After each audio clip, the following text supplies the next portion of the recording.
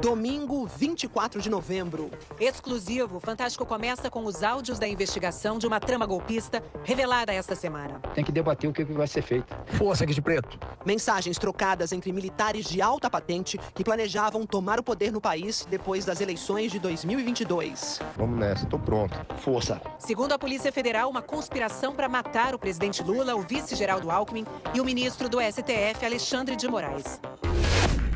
Neste corredor ficava o gabinete da Secretaria-Geral da Presidência da República dentro do Palácio do Planalto. Segundo a Polícia Federal, no fim de 2022, conspiradores prepararam neste gabinete uma investida contra a democracia brasileira. Mário Fernandes, general da reserva e número 2 da Secretaria-Geral da Presidência, usou a impressora do gabinete. E o que surgiu, revela a investigação, foi uma trama de morte para dar um golpe de Estado. O plano, punhal verde e amarelo. Qualquer solução, Caveira, tu sabe que ela não vai acontecer sem quebrar ovos, né? Sem quebrar cristais. A investigação afirma que foi Mário Fernandes quem elaborou o documento. Levou no mesmo dia uma cópia até o Palácio da Alvorada, onde estava o então presidente Bolsonaro. A data, 9 de novembro de 2022, 10 dias depois do segundo turno da eleição, vencida por Lula.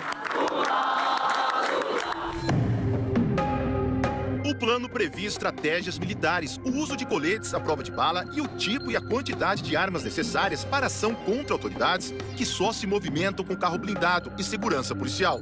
Como uma metralhadora assim que dispara 800 tiros por minuto. Um lança-granada com 4 granadas que atinge alvos a 400 metros de distância. E um lança-rojão que consegue parar até um tanque de guerra. O planejamento cita 3 alvos de assassinato com codinomes: Jeca, Joca e Juca. Para a PF, Jeca é o presidente da República Luiz Inácio Lula da Silva. Joca, o vice-presidente Geraldo Alckmin. A polícia ainda não sabe quem é Juca. O ministro do Supremo Tribunal Federal, Alexandre de Moraes, não tem apelido no documento, nem é citado nominalmente. Mas os investigadores afirmam que ele era o principal alvo. O ministro poderia ter sido vítima de sequestro, prisão arbitrária e até assassinato, segundo a PF. Além do general da reserva, Mário Fernandes, a PF diz que o planejamento também teve envolvimento direto de outros militares de alta patente. O Fantástico teve acesso a 55 áudios da investigação, todos exclusivos. Mário Fernandes se mostra exaltado em várias conversas, fala dezenas de palavrões. Tá na cara que houve fraude, pô. Não dá mais pra gente aguentar essa p... Tá f... Nesse áudio de 4 de novembro de 2022, ele alega sem provas que houve fraude na eleição. Pessoas próximas a Mário Fernandes e oficiais do Exército responderam assim. Estou pedindo a Deus para que o presidente tome uma ação enérgica e vamos sim pro Vale Tudo. Eu estou pronto a morrer por isso. O presidente ele tem que fazer uma reunião petit comitê. Esse pessoal acima da linha da ética não pode estar nessa reunião. Tem que ser a rataria. Tem que debater o que vai ser feito. A Polícia Federal diz que o plano Punhal Verde e Amarelo detalha as estratégias do ataque ao ministro Alexandre de Moraes, como a realização de um levantamento prévio da movimentação dele, com horários e itinerários, e das agendas oficial e pessoal. O plano também estipula a demanda, a quantidade de pessoas necessárias para o atentado. No mínimo, 2 equipes com 2 homens cada, e outras 2 com 1 homem. E um telefone descartável para cada uma dessas 6 pessoas. Segundo a Polícia Federal, um dos 6 responsáveis pela execução do plano é o tenente-coronel Rafael Martins de Oliveira, integrante dos Kids Pretos, um grupo de operações especiais do Exército. A investigação revelou que os executores do plano tinham um grupo no aplicativo de mensagens, chamado Copa 2022, que compraram chips de celular em nome de outras pessoas e, para dificultar ainda mais a identificação, se chamavam por países: Alemanha, Argentina, Brasil, Áustria, Gana e Japão. E que Japão era o tenente-coronel Rafael Martins de Oliveira. De acordo com a Polícia Federal, o primeiro alvo do ataque seria Alexandre de Moraes. Na época, ele era presidente do TSE, o Tribunal Superior Eleitoral, e, segundo a PF, passou a ter os passos monitorados pelo grupo. Por exemplo, no dia 23 de novembro, das 6h19 da tarde até 10h30 da noite, Rafael ficou perto da residência funcional do ministro. No dia seguinte, 24 de novembro, Rafael Martins de Oliveira se envolveu num acidente nesse trecho da BR-060. Tinha chovido e a pista estava escorregadia. Um carro bateu na traseira do veículo do militar. Nada grave, mas o que o motorista que provocou o acidente não imaginava é que o nome dele apareceria nas investigações. No local do acidente, o militar tirou esta foto que mostra a carteira de habilitação do motorista, alegando que precisava da imagem para acionar o seguro. Os dados desse documento serviriam para registrar um dos chips de celular usados no monitoramento do ministro. A fraude passaria despercebida se não fossem esses dedos que aparecem na foto. O sistema, ele nos trouxe um rol de candidatos, então, à medida que o papiloscopista foi realizando a comparação morfológica, ele chegou na identificação daquela impressão digital. Era mesmo de Rafael Martins de Oliveira. As investigações concluíram que foi assim, usando um telefone em nome de alguém que não tinha nada a ver com a história, que o militar partiu para o passo seguinte do plano. Era dezembro de 2022. Apoiadores radicais de Jair Bolsonaro estavam concentrados em frente a quartéis do Exército. Muitos pediam um golpe de Estado. Nem que seja para inflamar a massa, para que ela se mantenha nas ruas. Segundo os investigadores, acampamentos faziam parte de um movimento orquestrado principalmente por militares. E o general Mário Fernandes se comunicava frequentemente com alguns líderes desses grupos. Talvez seja isso que o alto comando, que a defesa quer. Então, me desculpa a expressão, mas 4 linhas é o 4 linhas da Constituição é o Estamos em guerra, eles estão vencendo, está quase acabando e eles não deram um tiro, por incompetência nossa. Num outro áudio, o general Mário Fernandes disse que teve uma conversa com o então presidente Bolsonaro sobre a diplomação da chapa Lula e Alckmin no TSE. Durante a conversa que eu tive com o presidente, ele citou que o dia 12, pela diplomação do vagabundo, não seria uma restrição, qualquer ação nossa pode acontecer até 31 de dezembro e tudo. Mas na hora, eu disse, presidente, mas o quanto antes, a gente já perdeu tantas oportunidades. Não fica claro que ação seria essa. No dia 12 de dezembro, data da diplomação, manifestantes tentaram invadir o prédio da PF e incendiaram carros e ônibus em Brasília. 15 de dezembro de 2022.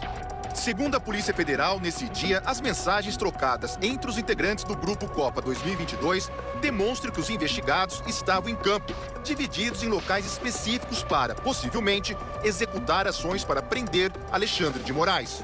A investigação mostra que 2 homens estavam parados neste estacionamento, no Parque da Cidade, em Brasília.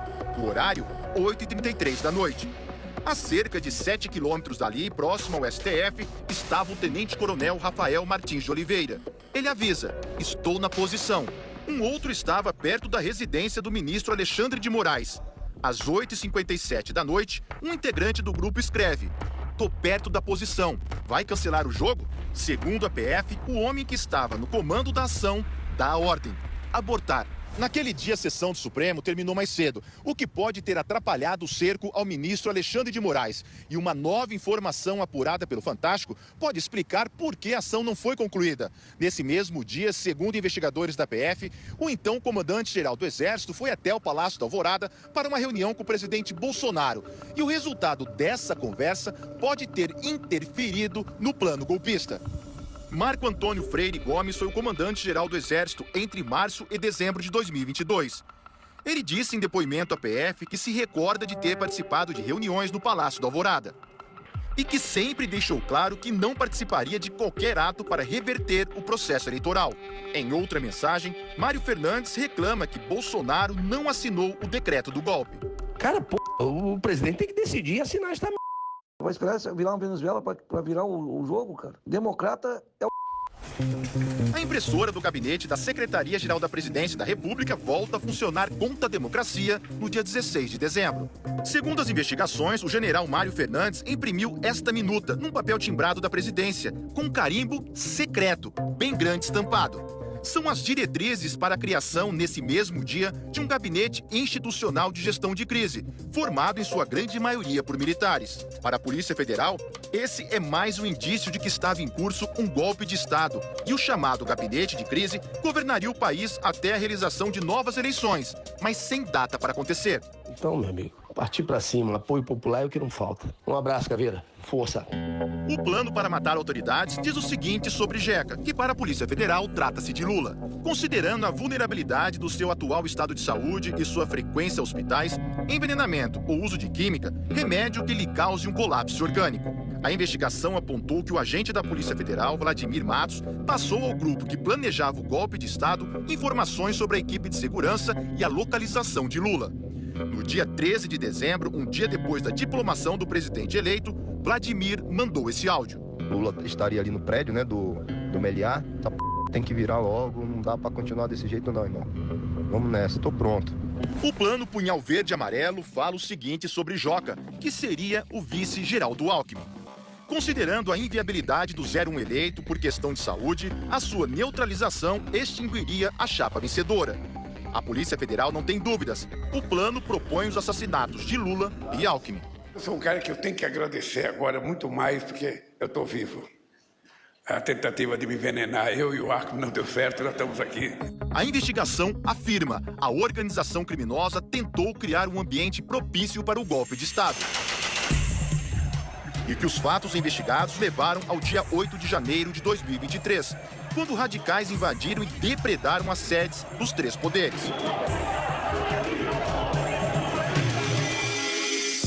Na terça-feira passada, 5 pessoas foram presas por determinação do ministro Alexandre de Moraes. Entre elas, o general Mário Fernandes, o tenente-coronel Rafael Martins de Oliveira e o policial federal Vladimir Matos Soares.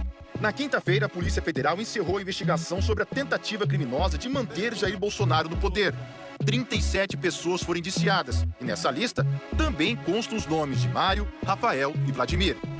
O indiciamento também incluiu o general Braga Neto, candidato derrotado à vice-presidência na chapa de Bolsonaro, e o tenente-coronel Mauro Cid, ex-ajudante de ordens da presidência. Uma das acusações, participação deles numa reunião em 12 de novembro de 2022, na casa de Braga Neto. Segundo a PF, o assunto foi o plano Punhal Verde e Amarelo. A defesa de Braga Neto repudiou o que chamou de indevida difusão de informações relativas a inquéritos. Ainda na quinta-feira, Mauro Cid prestou um novo depoimento ao STF. O ministro Alexandre de Moraes confirmou a validade do acordo de colaboração premiada de Mauro Cid, firmado em setembro do ano passado, e considerou que ele esclareceu as omissões e contradições apontadas pela Polícia Federal. A defesa disse que o ex-ajudante de ordens continua em liberdade sob a condição de não sair de Brasília. O ex-presidente Jair Bolsonaro também foi indiciado pelos crimes de abolição violenta do Estado Democrático de Direito, golpe de Estado e organização criminosa. Durante a semana, ele reproduziu trechos de uma entrevista que deu ao site Metrópolis. Disse: o ministro Alexandre de Moraes conduz todo o inquérito, ajusta depoimentos, prende sem denúncia, faz pesca probatória e tem uma assessoria bastante criativa. Faz tudo o que não diz a lei. O suposto plano de morte de Lula e Alckmin deixa uma dúvida: quem seria Juca, outro possível alvo do grupo golpista? No texto, a pessoa é descrita assim: eminência parda do 01 e uma das lideranças do futuro governo. Ou seja, alguém próximo a Lula e que exerceria influência nas decisões dele. O plano diz: a neutralização de Juca desarticularia os planos da esquerda mais radical. A Polícia Federal não conseguiu identificar essa pessoa. Quando nós disputávamos as eleições, eu dizia que um dos meus desejos era trazer o Brasil à normalidade, à civilidade democrática, em que a gente faz as coisas da forma mais tranquila possível, sabendo que você tem adversário político, sabendo que você tem adversário ideológico, mas sabendo que de forma civilizada você perde e você ganha. Você consegue fazer uma coisa, na outra vez você não consegue. É esse país, companheiros, sem perseguição. É esse país sem o estímulo do ódio. É esse país sem o estímulo da desavença que a gente precisa construir. Um abraço, Caveira. Boa noite. Olá, boa noite. Nós não localizamos as defesas do general Mário Fernandes e do policial federal Vladimir Matos, presos esta semana pela Polícia Federal. Procuramos também a defesa do tenente-coronel Rafael Martins de Oliveira, o outro preso que foi citado na reportagem, mas não tivemos resposta. Em nota divulgada hoje, a Ordem dos Advogados do Brasil reafirmou o apoio às instituições e à Constituição e defendeu que lideranças políticas incentivem seus partidários a se afastarem de atos de violência e de terrorismo político. A Associação dos Juízes Federais do Brasil também se manifestou. A JUF disse que fatos que atentem contra a segurança e integridade pessoal de agentes públicos configuram grave ameaça ao Estado Democrático de Direito. Para a associação, essas práticas devem ser combatidas com o rigor da lei. Outra entidade a se manifestar foi a Associação dos Magistrados Brasileiros. A AMB afirmou que um poder judiciário independente e sem receio de represálias em razão de suas decisões é essencial para a democracia. Disse ainda que o funcionamento regular das instituições é uma garantia para os direitos fundamentais da população.